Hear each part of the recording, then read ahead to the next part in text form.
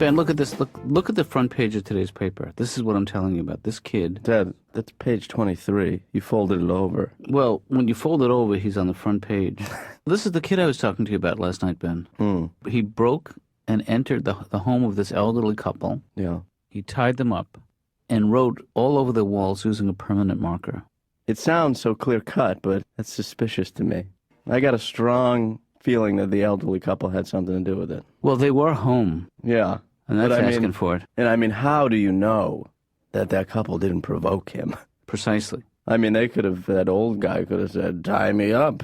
I dare you. Yeah. And then the woman was like, yeah, tie me up. And would that have been the act of an insane man if he complied? Or is he just cooperative to a fault? These are the things you have to uncover. Well, Ben, actually, as an expert witness, all I have to do is establish the fact that Roger is either competent or incompetent to stand trial. Yeah. And if I can establish that he's incompetent, it's extra. How did they get you? I mean, you've never done this before. I've never... Don't they have those people, those charlatans who get paid to do that? Well, I guess this lawyer felt he wanted to go a different route, and probably the charlatans were not available. What I need to do is I need to put him through a series of psychological tests and see how he holds up. Seems such a cold process. I mean... It's a business, Ben. The legal system is big business. Is there money exchange? Well, there's money exchange between the law firm and me. They're paying me to lend my time to this case, to interview Roger and to take the stand in his defense. That seems unfair. It's inadmissible. Who cares what you say? You're getting paid. Well... It's like, why don't they hire an actor?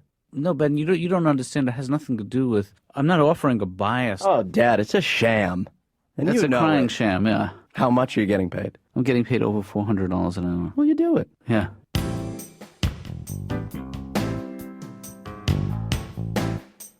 You know, the defense in this case is maintaining that this kid, Rogers, his name, was criminally insane. Yeah. You know, that's something that I've yet to establish for myself, because I'm going to be interviewing him later on. Here?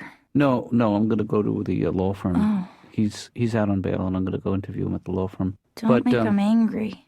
What, he's going to write on me? Well, what did he write on the walls? It actually was an apology for breaking and entering. Well, that sounds pretty sane to me.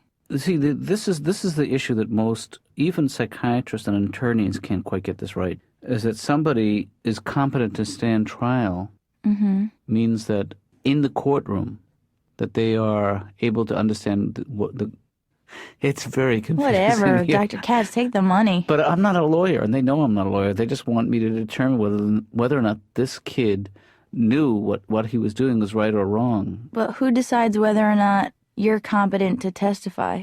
You know, the fact that I'm a board-certified psychiatrist is all I need to be. Really? Yep. Do you have any idea what you're doing? Well, you know, the first time you do anything, you're bluffing. Does Roger and the old people know about this bluffing thing? No, but they'll figure it out. I mean, I think it's going to become immediately apparent as soon as I take the stand. Well, I'm sorry to hear, Jake, that it's not going well. It's been I've been having a rough time. I fell in love with this woman. Damn it! That's how it starts. You know, I'm picking the wrong women. I think what I really need is like a third base coach. Yeah. You know, someone to give me the, whoa, no, triple. Because you know that feeling when you're chugging around third and the catcher has the ball. All my married friends, they find out I broke up and they're all like, hey, now you can have sex with whoever you want. Because they forget. Right. Once you're married, you think being single is just you, me, the closet, go. And I have to straighten them out. I say, yeah, I can have sex with whoever I want except for people I don't know and people who are in relationships and people who give me the creeps and people who I give the creeps to and men. So pretty quick, we're down to my ex-girlfriends. And then the only thing worse than them are my single guy friends who always want to cheer me up by take me out for a night with the guys. Yeah, you don't want that. We all get each other all excited. Oh, we're going out with the guys. Yeah, it's a great club. It's crawling with women. We're all going to meet a dream girl. We're getting laid. Wear your good sweater. And so we get out there and we're this pack of guys and we have no idea what. We're just in this clump. We're scaring the hell out of every woman in the place. I don't know where we got this plan from Wild Kingdom. Right. We would be dangerous probably if we had a plan, but we don't even have a plan. We're just out in this clump like, oh, I wonder what it'd be like if we were talking to them. Well, that's the one I would talk to if I was going to talk to one of them. What do you think we should do? Drink more beer. all my friends are trying to cheer me up. I had this one friend says to me, hey, you know what? Dogs are never depressed. Mm-hmm. I have no idea what he meant by that.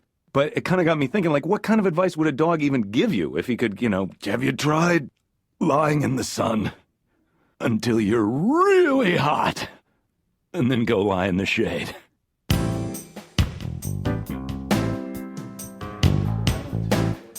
You guys are familiar with the case. It's sort of this kid Roger, who is the defendant, Right. is accused of tying up an elderly couple. Oh, yeah. And writing on their walls with a permanent marker.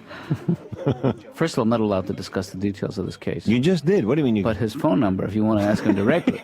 555. But he claims that his writing on the walls was an effort really to interpret what they were trying to say to him, the elderly couple that he had tied up. What did he write? The first thing he wrote was, Oh, you are really sick. Yeah. So why wouldn't you rather be on the other side of this? On the side of good? I'm not on one side or the other. I'm on the side of the truth, Judy. Who's Judy?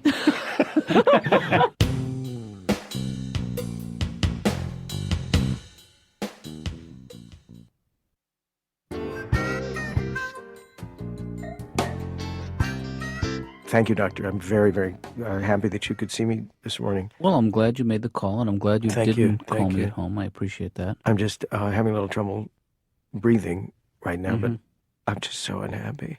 I'm really, really I couldn't sleep this morning, and I got up at about 4 o'clock in the morning, and I tried to have breakfast because you said that I should really try to have breakfast, but I couldn't really do that because I was going to throw up. Oh. So what do you think is going on, Bob? I can't remember what it is. Let me see if I can help. I'm sure it's just on the tip of my tongue. It's like so stupid because it's like, Well, I'm really, just really, really looking upset. through my notes here, Bob. Does it have to do with your wife? I have no idea. Can I cry? Would that be all right if I cried? Well, according to my notes, crying is okay. Because maybe it'll... Here, let me get some... No, I don't think I have any tissues. You can use some of this thermal fax paper. I think it's coming because I think if I concentrate on the pain... No, it's not coming, though. So you have no idea what's going on? I have one thought. Okay. My wife said something about wanting to get a divorce before I went to bed last night.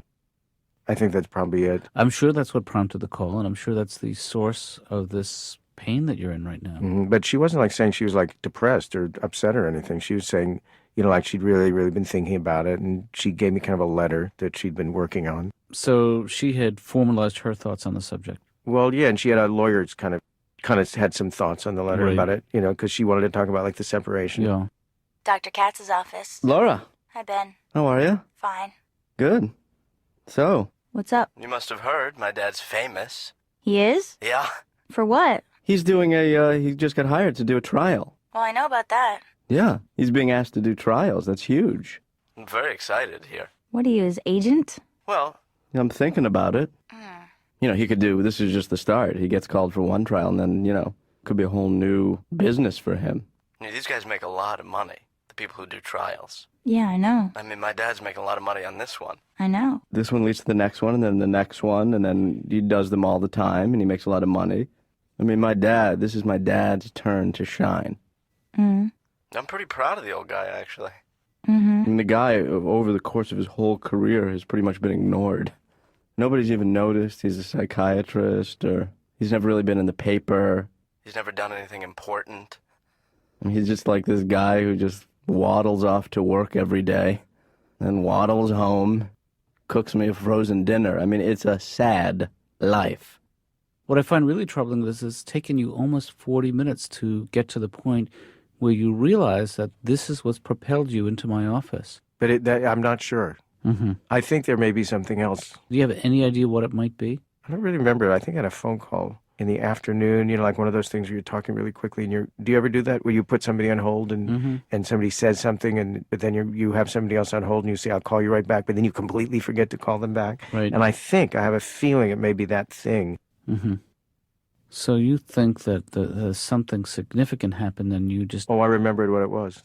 Yeah? My cousin committed suicide yesterday. Oh, that's terrible. Ben, do you know how many psychiatrists do courtroom trials? There's like 1 million. Well, Laura, do you know how many people live in this country? Ben, psychiatrists who testify in court are not respected. I mean, the more that they do it, the less respect they get. Really? Well, yeah, because they get paid a lot of money. The more money you have, the more respect you get, right? No. Famous people are respected, Laura. And I'll tell you something And else. he's not famous. He will be after the trial. He's going to be on the local news, I guarantee that. I doubt it. I called in an anonymous tip. Often, Bob, when you lose someone who is close to you, you go through a period of shock, and then of remorse, then shock again. Mm-hmm. It's an important process to go through, the grieving process. And I'd be glad to help you through it in any way I can. Yeah, but that wasn't it, though. Okay. That was not the thing. Because that did happen, and that was a thing. Did somebody else call? I don't know if it was a phone call. Maybe I read it in the paper. Mm-hmm. It's something to do, I think it has something to do with my business. I think it's a business thing. I don't know. Could you ask me questions? Could you pretend that you're my wife? But could you not call me sweetie? Okay. How was your day? It was okay. Did you really have a good day? I don't think so.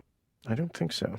I think something happened. What happened, honey? I got a call from the bank. That's what it was. I got a call from the bank. Oh. My broker called me, and the bank had to call too, and they both had to be on the phone with me because I lost about oh my God. You lost some money? Yeah, I lost a lot of money. Well, that's terrible. Yeah. Well, thank God we don't have kids. Oh, wait, we have kids.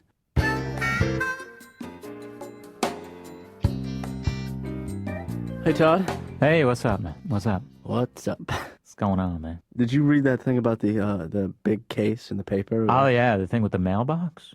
No. Oh, the one with the grapes? No. I saw that one, not the grapes one. Oh, That was awful. which case are you talking about? The magic markers and the old people. Oh, yeah, I read about that. Oh, you did read that? Yeah. That's weird, huh? Yeah. But you know what? My dad Mm-hmm. was called to give testimony. Oh, like an expert witness? Like an expert witness, yeah.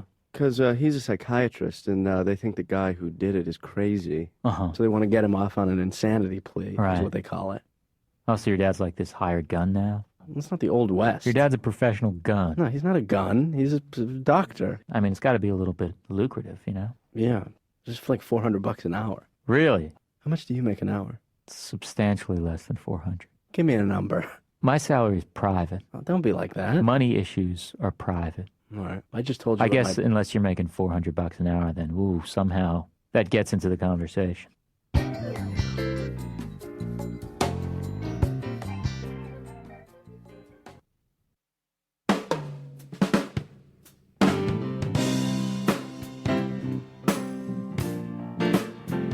You know, Ben, what I'm involved in is called forensic medicine, and it's where the medical world and the legal world intersect. Whew, Dad, Yeah.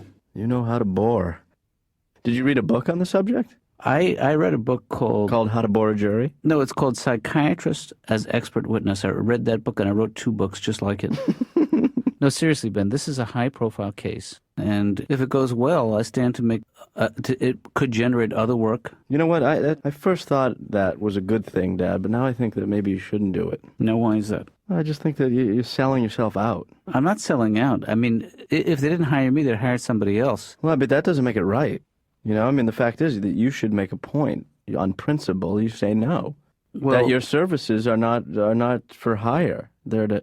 Oh, wait a minute. What about your patients? They pay, right? yeah, but this is somebody who's buying my point of view. Well, I know. That's the point. I mean, I think that's what's wrong about it. Well, that's why I have made it very clear to the law firm that my testimony is going to be based on my objective interview with Roger. But let's say you don't believe he's criminally insane after you meet with him. Right. That's when you'll get fired. I'll tell them what I'm going to say, but I'm going to tell them on the stand. But if you tell them the honest truth, and the truth is that Roger's not insane, that he's perfectly capable of standing trial, they Well, see, will say those- thank you for your time, Those sir. are 2 different issues, Ben. I'm trying to explain this to you. There's competency to stand trial, which means that he can understand the proceedings. Here we go with the bore again.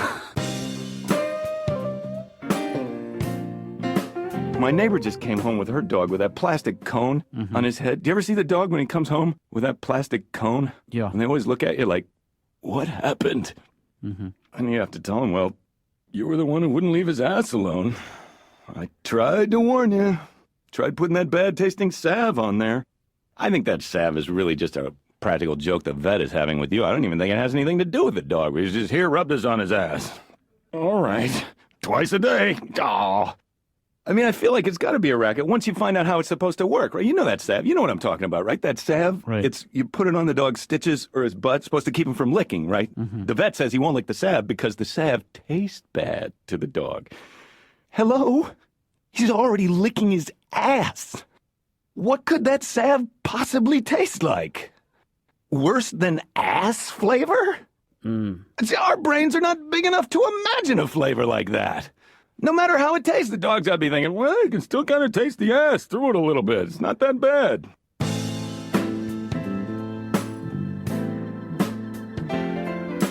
Roger, hi. Hi. Smoke? Sure. I actually don't think we can smoke in here. Well, You know, you see so many movies about convicts and all they want is a cigarette. that's all right. No, thanks. So, just a few things that you should know before we get started is that although I'm a therapist, I'm not here today as your treater. I did it. Well, first of all, let's backtrack a little bit because there are things I need to tell you. Okay. I have been retained by the firm that's defending you. But you need to know that anything you say to me can be used in a court of law. It can be used in a deposition. It can become part of a folk tale. Uh-huh. Also, you need to know that if at any point you need to urinate. During? During what? I don't know. During the trial. No, I mean during this interview. Oh. Hey, let me ask you something, Roger. And this is, do you know, and this is really what is at the core of this trial, the difference between right and wrong. And do you have a favorite one?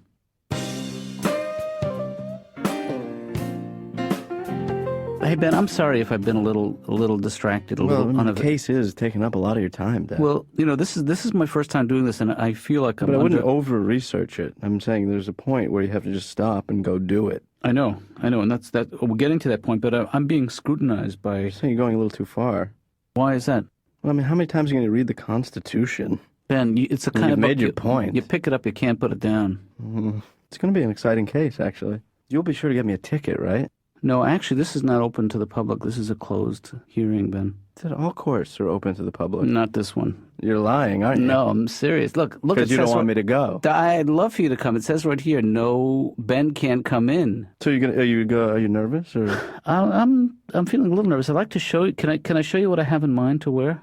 Because the jury, according to everything I've read, is really Every little thing matters. You mean when you're up there on the stand? This is A. What do you think? I don't love it. Okay, let me get B. Hold on one second. Yeah. This is B. I think you're going for it's too strong. Well, a lot of therapists try to dress like lawyers. You don't want to look slick. That's right. You don't want to look too slick because that can translate smarmy. Right. But you also don't want to look too casual because that can read as disrespect for the court. Don't wear tux. No. And don't dress like a pimp. And definitely don't wear the "I'm representing stupid" t-shirt with an arrow. Yeah. Why don't you wear what you would normally wear every day? Don't make a big issue out of it. Well, actually, what Ed said was that what I wear could have a real impact on the jury. Well, don't listen to Ed. Who's Ed? Ed is the guy who hired me. He's the head of the defense team. But you should call Ed and make sure he's not wearing the same thing you're wearing. That would be embarrassing. What if the whole defense team was wearing the same outfit? You know what's really important is what Roger's wearing because he's going to be wearing that for a long, long time.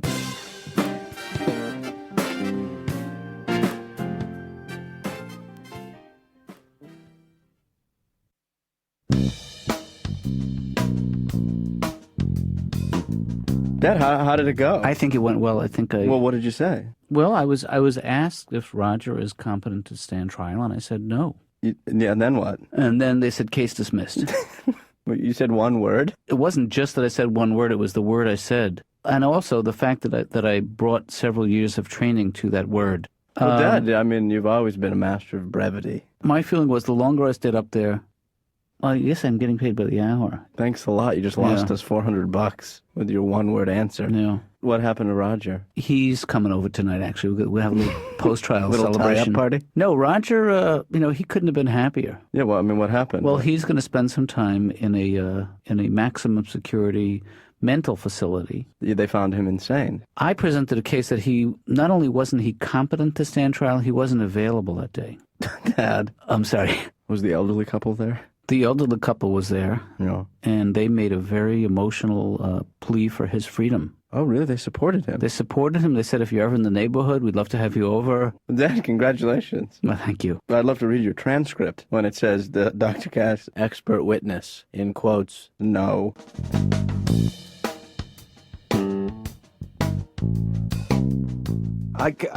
I'm never going to figure out women, you know, and they're never going to figure us out. That's kind of an empty victory for us, I feel like. I mean, I feel like I will never understand women because they're kind of mysterious and magical, and they will never understand us because they can't handle the truth. My friend just came up to me the other day, and she was all freaked out. She's like, Jake, I don't understand. How could a man want to have sex with a plastic doll? And I said back to her, well, it's not plan A. And, you know, those things, if you take the cumulative effect of those things, Bob, there's the divorce, there's the suicide. But you want to know something? Yeah. I have a feeling it may be, I have another issue, I think. But I have to remember to send fruit. That's very important. Well, is it about the money? I think that's not the actual issue, although it probably is like an adjunct issue. But I'm not sure that that's the core thing. It's kind of coming back to me now. It was... Well, you know what the music means, Bob. We're going to have to stop. I just had one more thing I wanted to talk about. If I could just bring it up very, very quickly. I'm sorry. Okay. We're going to have to stop now because of the music. Would you do me a favor, though? What's that? If you would just jot down and very quickly bring it up next week, if you could mention brain tumor. Okay, brain tumor.